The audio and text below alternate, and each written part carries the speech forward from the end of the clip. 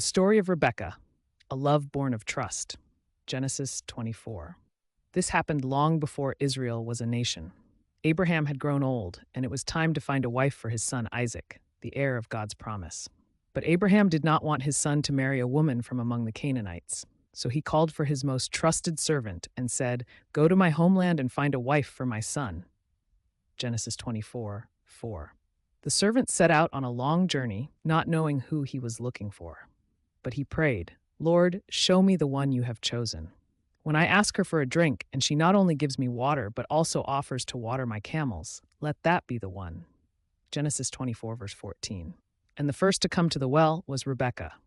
When he asked her for water, she gave him a drink without hesitation. And then, unprompted of her own will, she began to draw water for all his camels. This was more than kindness. It was a heart of service, a spirit ready to give, not knowing who stood before her. The servant bowed down and worshipped God. He met her family, and when he told them everything, Rebekah agreed to go, purely by faith, without ever having seen Isaac. "I will go," she said. Genesis 24:58. This was not love at first sight. It was a love born of obedience, trust, and divine direction. And when she finally saw Isaac in the field, he took her into his tent.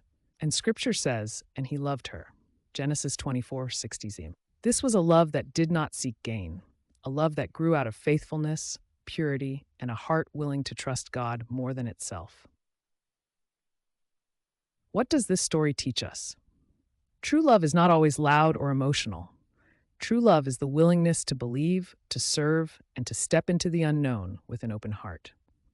Rebekah is the image of someone who saw not just a man, but God's purpose, and became worthy of a lasting love.